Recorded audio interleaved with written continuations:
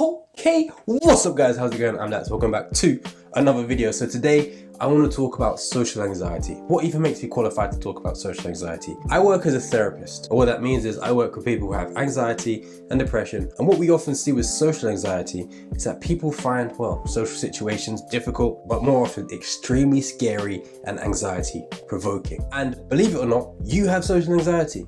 To some extent, we all have social anxiety. Otherwise, we probably wouldn't be human, or our brains just aren't working properly. But whether you're diagnosed with it is determined by how much it actually affects your life. Because you see, if you find social situations a little bit nerve-wracking, you get a little bit sweaty, you get a little bit caught up, your mouth gets a little bit dry, but you're still able to mix with people, you're still able to talk, you can still make it for that interview, you can still do a little presentation. Your social anxiety probably wouldn't even be called social anxiety, it would just be called being nervous sometimes. But what social anxiety is taking that level of nervousness and over-exaggerating the situations in our mind, which causes us to behave and feel things in ways that we don't want to. So I just mentioned a couple of things that some people who experience social anxiety do.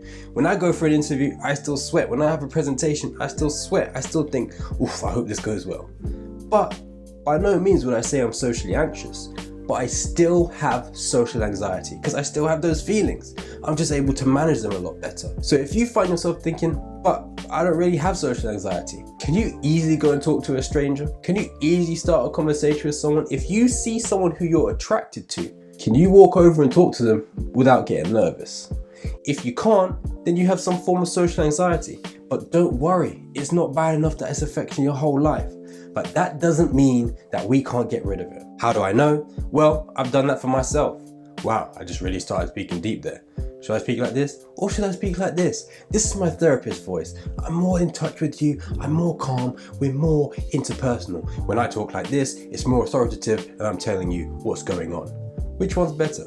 Leave a comment down below. But either way, whether you have serious social anxiety or you're just nervous talking to a girl or a guy, someone you're attracted to, a teacher, someone in authority, you don't know how to ask for a promotion, you feel nervous before an interview, there is the exact same way to deal with it.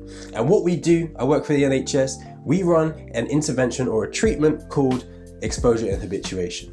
And that is what you need to do for life. Whether you're afraid of spiders, whatever you're afraid of, expose yourself to that situation and become habituated to the situation. Basically get used to it till it's not a problem, because all that's happening is that your body is sending signals to you that releases adrenaline and that gets you all hyped up, usually because your mind's told you something that's not true.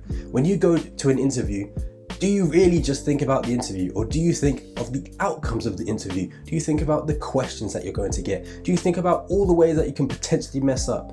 Most likely. So your body sweats, you might start to breathe more shallow. All these things come up because you are not focusing properly. Your mind's all in the wrong place. When you go and talk to a girl or guy, you think, what if I say something stupid? What if they laugh at me? What if everyone else laughs at me? All these things are things that haven't happened and they play on your mind, they affect your body, and as a result, what happens to your behavior? I'm not gonna go do it.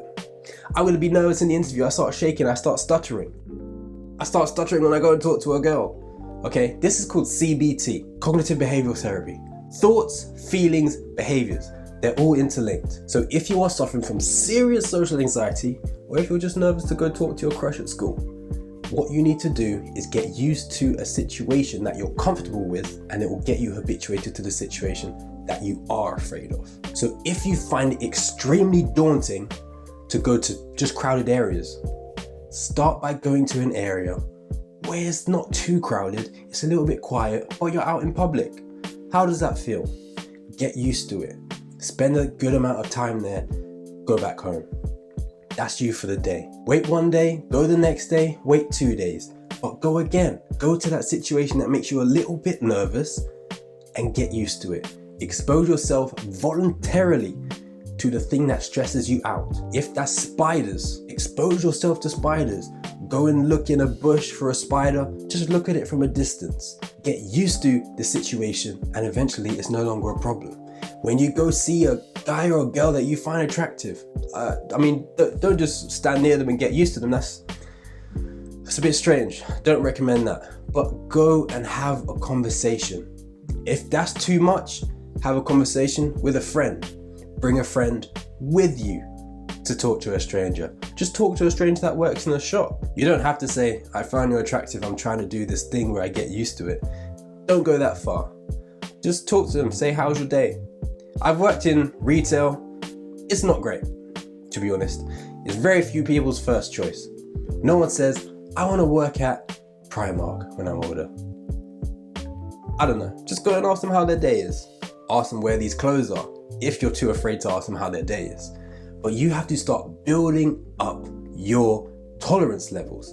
And that's how you get used to it. How do I know this works? Because I've done it myself. I used to be quite a shy person. Not necessarily shy. Once I got to know you, I was fine. But at the beginning, I didn't really know how to be myself. I was more worried about who the other person thought I was. Even now, I still get nervous when I'm around people who I'm not used to being around. When large groups of people have their attention on me, when I find a girl extremely attractive, maybe if I go talk to a famous person, I might think, oh wow, this person I don't know. It's like their opinion actually means something. But it doesn't. It's all in your head, guys. So if you have any form of social anxiety, this is how professionally we address it. You expose yourself to the situation at a level you are comfortable with. Do not try and jump in and get on a bus when it's busy, if that's the situation that you're afraid of. Do not jump in and go and talk to 5 girls who are trying to walk into a club if that's the situation you're afraid of. I mean, if you're confident enough to do it, then fine. But the reason we don't suggest that is because usually it's too overwhelming for people. Try and start at a level that you're comfortable with. If you find it too easy, take the next step. And over time, this is how we develop it. As I said, this is CBT, this is based on CBT. This isn't just me making stuff up. This is me telling you something that works based on evidence and years of research, and also my own personal experience, because it's more related to actual things that happen in the world. So whether it's public speaking, whether it's talking to your partner about something serious, and that actually reminds me, you have social anxiety if you can't have tough conversations with people. If you find it difficult to tell someone close to you, listen, this is kind of annoying me, I don't know how we're gonna deal with this. Listen, our relationship isn't going how I want to.